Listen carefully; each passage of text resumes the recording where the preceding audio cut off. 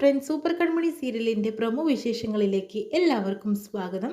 അങ്ങനെ മാനസിയും മാനസയുടെ അമ്മയും കൂടി കൺമണിയെ നന്നായിട്ട് തന്നെ അവിടെ നിന്ന് വഴക്ക് പറയാട്ടോ ചെയ്യുന്നത്.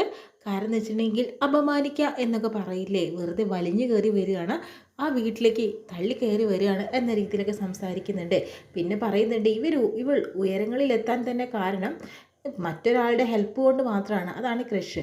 അങ്ങനെയാണെങ്കിൽ ഈ ഉന്തി വിടാൻ ഒരാളുണ്ടായിരുന്നെങ്കിൽ ഏത് നായ്ക്കും ഉയരങ്ങളിലെത്താം എന്ന രീതിയിലൊക്കെ സംസാരിക്കുന്നു കേട്ടോ. ഇങ്ങനെ അപമാനിച്ചെടുക്കുക കേട്ടോ നമ്മുടെ കൺമണിക്ക് ആകെ വിഷമം വരുന്നുണ്ട്. ഒന്നാമത് സാഗറിൻ്റെ വാക്കുകൾ അവളെ ഒരുപാട് ഒരുപാട് വേദനിപ്പിച്ചിട്ടുള്ളത് കേട്ടോ.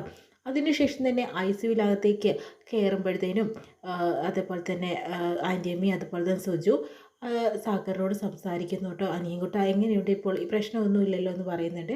ആ കൺമണീനെ എന്തിനാടാ നീ വിളിച്ചു വരുത്തിയത്, അവൾ പുറത്ത് നിർത്തിയത് എന്നൊക്കെ പറയുന്നുണ്ട്. ചേച്ചിയമ്മേ, അവളെക്കുറിച്ച് അനാവശ്യമായിട്ടൊന്നും പറയണ്ട, അവൾ നല്ല കുട്ടിയാണ്, ഒരുപക്ഷെ നമ്മളുടെ കുടുംബത്തിലേക്ക് വരേണ്ടവളായിരുന്നു നമ്മുടെ കൺമണി എന്ന് പറയുന്നു കേട്ടോ. സുജുവാണെങ്കിൽ അപ്പോൾ ഒരു വിഷമം വരുന്നുണ്ട്. കൺമണിയെ മനസ്സുകൊണ്ട് ഇഷ്ടമാണ്, പക്ഷേ ഇപ്പോൾ ഒരു പ്രശ്നം കൊണ്ട് ഇങ്ങനെ ആയതാണ്. ആൻറ്റിയമ്മ ഞെട്ടുന്നുണ്ട്. നീ ഇതൊന്നും പറയാൻ നിൽക്കണ്ട, ഇപ്പോൾ അതൊന്നല്ല ആലോചിക്കേണ്ടത്. ഇപ്പോൾ അകറ്റി നിർത്തേണ്ടവരെ അകറ്റി തന്നെ നിർത്തണം. മാനസയുടെ കാര്യം നിനക്കറിയാലോ, ജയമോഹനോട് നമ്മളൊരു വാക്ക് പറഞ്ഞിട്ടുണ്ട്, അത് നമ്മൾ പാലിച്ചേ പറ്റുള്ളൂ എന്നൊക്കെ പറയുന്നു കേട്ടോ. അതിനുശേഷം തന്നെ പിന്നീട് പുറത്ത് തന്നെ കാണിക്കുന്നത് മാനസയുടെ അമ്മയൊക്കെ ആണെങ്കിലോ മാനസയോട് പറയുന്നുണ്ട്, ഇവളെങ്ങനെ വെറുതെ വിട്ടാൽ പറ്റില്ല, നിൻ്റെ ഒരു കാര്യത്തിലേക്ക് ഇടിച്ച് കയറി വരുന്നവളാണ്, നിനക്ക് അവകാശപ്പെട്ടതെല്ലാം ഇവൾ സ്വന്തമാക്കാനും നോക്കുകയാണ്, ഇവളെ പിടിച്ച് അടിക്കേണ്ടടി എന്ന രീതിയിലൊക്കെ പറയുന്നു കേട്ടോ. ഇതെല്ലാം കേൾക്കുന്ന കൺമണി വിഷമത്തോടുകൂടി അങ്ങനെ ഇറങ്ങാനായിട്ട് നിൽക്കുന്നു. ക്രഷ് അങ്ങോട്ട് വരുന്നുണ്ട്. എന്താ നിങ്ങൾ കൺമണിയോട് ഇങ്ങനെ പറയുന്നത്, കൺമണി എന്തിനെങ്ങനെ വേദനിപ്പിക്കുന്നതെന്ന് പറയുന്നു.